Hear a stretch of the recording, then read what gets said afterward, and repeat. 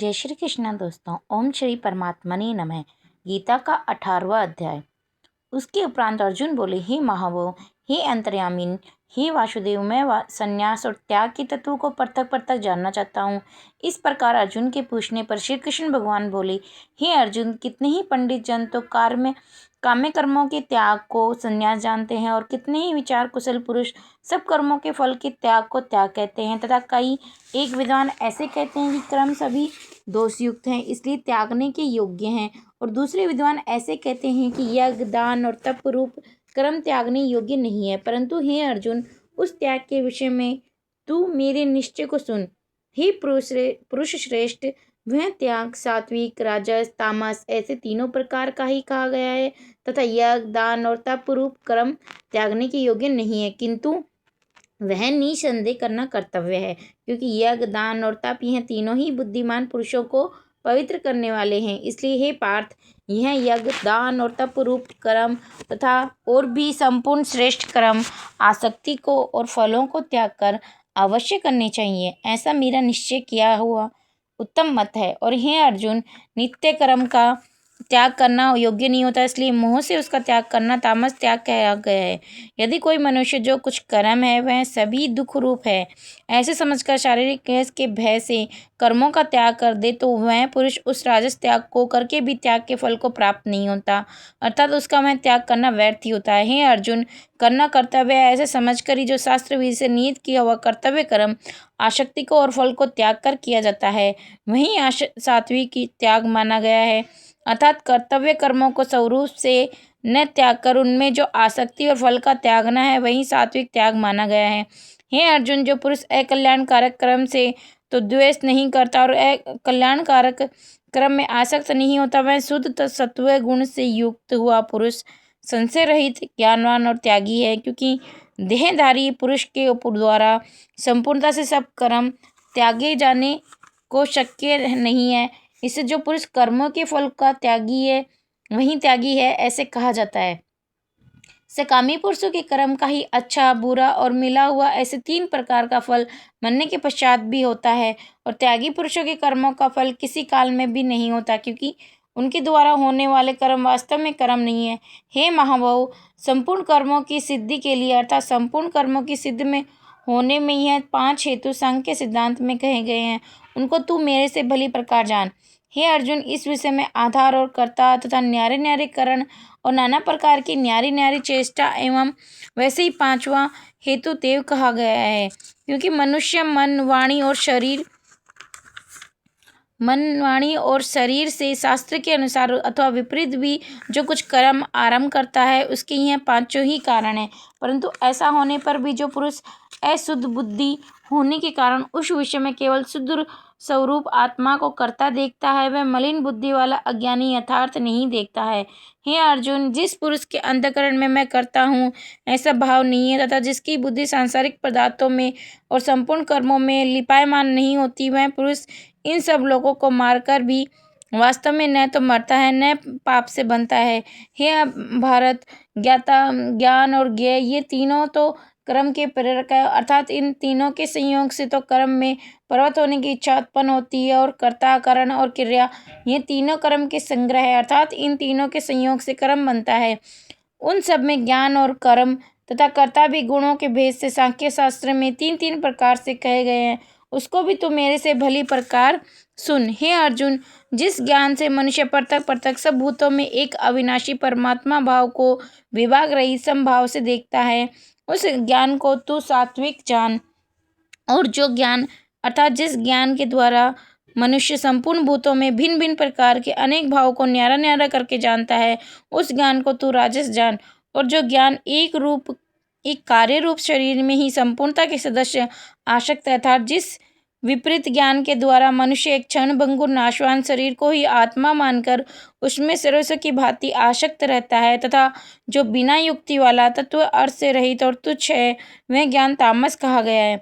हे अर्जुन, जो कर्म शास्त्र विधि से नियत किया हुआ और कर्तापन के अभिमान से रहित फल को न चाहने वाला पुरुष द्वारा बिना राग द्वेष से किया हुआ है, वह कर्म सात्विक कहा जाता है। और जो कर्म बहुत परिश्रम से युक्त है तथा फल को चाहने वाले और अहंकार युक्त पुरुष द्वारा किया जाता है, वह कर्म राजस कहा गया है, तथा जो कर्म परिणाम, हानि, हिंसा, सामर्थ्य को न विचार कर केवल अज्ञान से आरंभ किया जाता है, वह कर्म तामस कहा जाता है। हे अर्जुन, जो कर्ता आसक्ति से रहित और अहंकार के वचन न बोलने वाले, धैर्य और उत्साह से युक्त, कार्य के सिद्ध होने और न होने में हर्ष शोक आदि विकारों से रहित, वह कर्ता तो सात्विक कहा जाता है।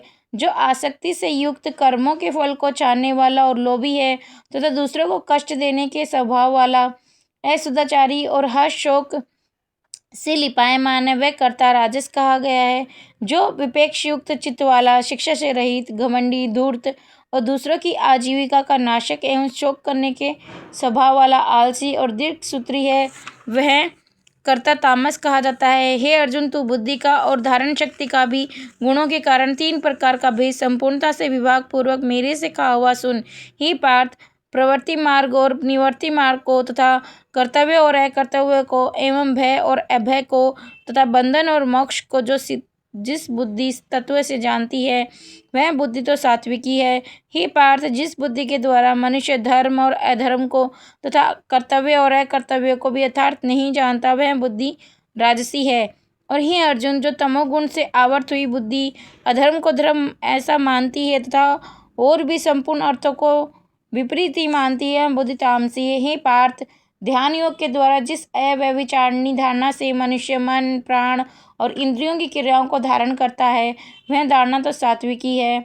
और हे पार्थपुत्र अर्जुन, फल की इच्छा वाला मनुष्य अति आसक्ति से जिस धारणा के द्वारा धर्म, अर्थ और कामों को धारण करता है, वह धारणा राजसी है। तथा हे पार्थ, दुष्ट बुद्धि वाला मनुष्य जिस धारणा के द्वारा निद्रा, भय और चिंता और दुख को एवं उन्मत्तता को भी नहीं छोड़ता अर्थात धारण किए रहता है, वह धारणा तामसी है।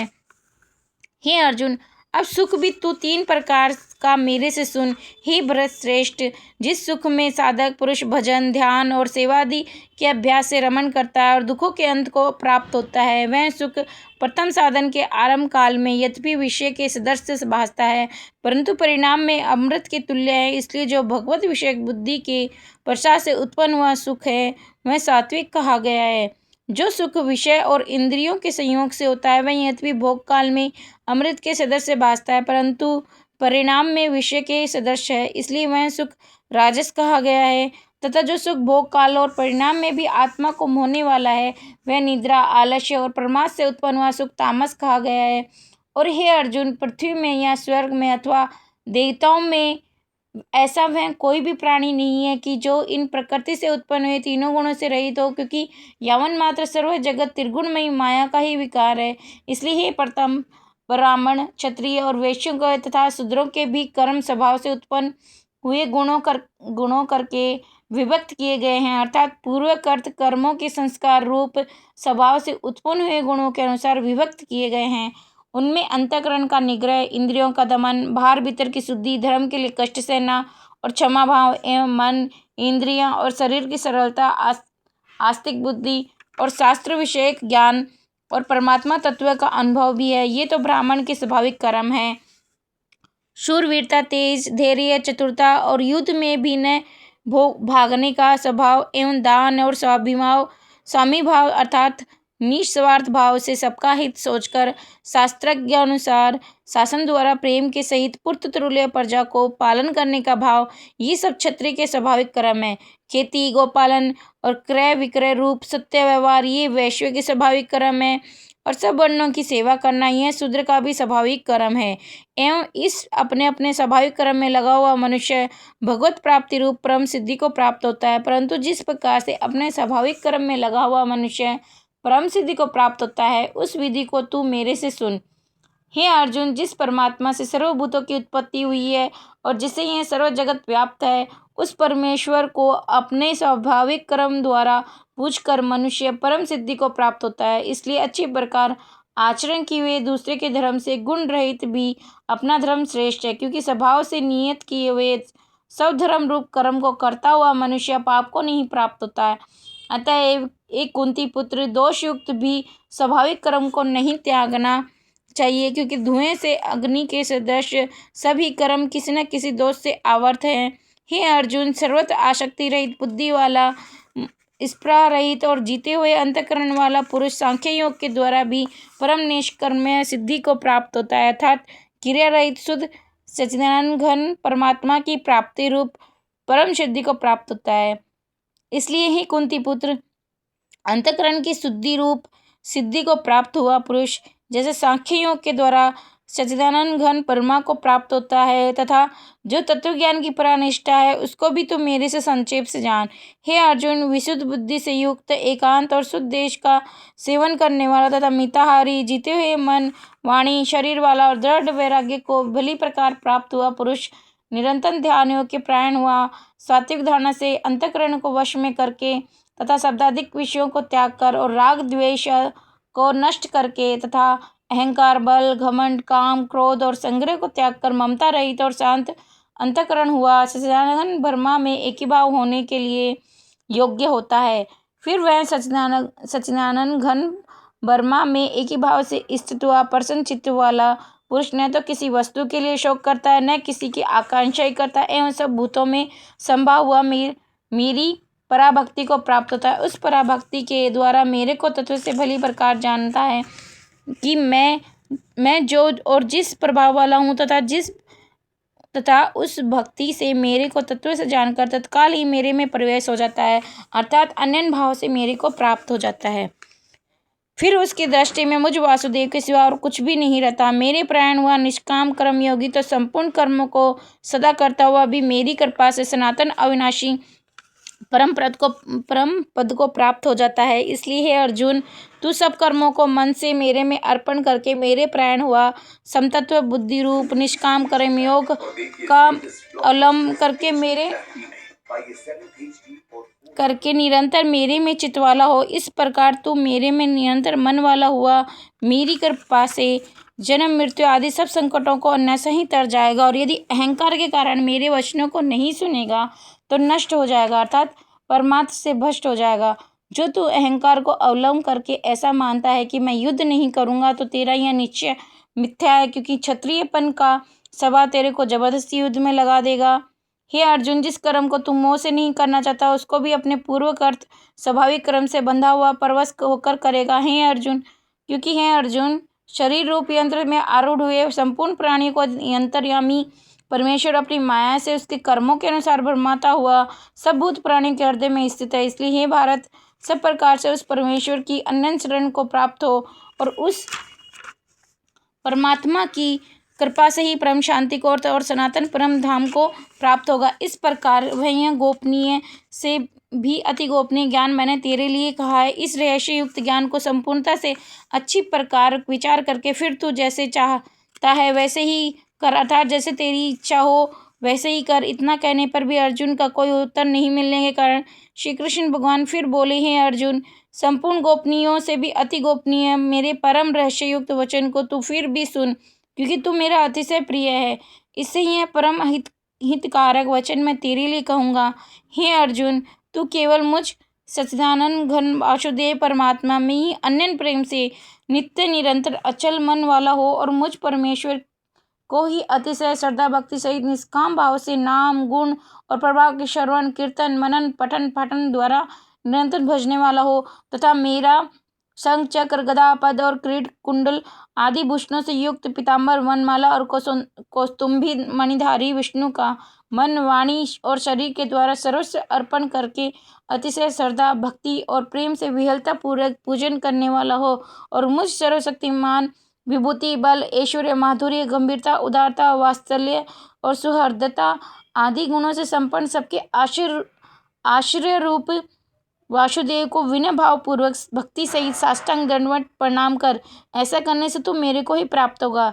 यह मैं तेरे लिए सत्य प्रतिज्ञा करता हूँ, क्योंकि तू मेरा अत्यंत प्रिय सखा है। इसलिए सर्वधर्मों को अर्थात संपूर्ण कर्मों के आश्रय को त्याग कर केवल एक मुझ सच्चिदानंद घन ब्रह्मा वासुदेव परमात्मा की ही अनन्य शरण को प्राप्त हो। मैं तेरे को संपूर्ण पापों से मुक्त कर दूंगा, तू शोक मत कर। हे अर्जुन, इस प्रकार तेरे हित के लिए कहे हुए इस गीता रूप परम रहस्य को किसी काल में भी न तो तप रहित मनुष्य के प्रति कहना चाहिए, न भक्ति रहित के प्रति तथा न बिना सुनने की इच्छा वाले के ही प्रति कहना चाहिए, एवं जो मेरी निंदा करता है उसके प्रति भी नहीं कहना चाहिए, परंतु जिनमें ये सब दोष नहीं हो ऐसे भक्तों के प्रति प्रेम पूर्वक उत्साह सहित कहना चाहिए।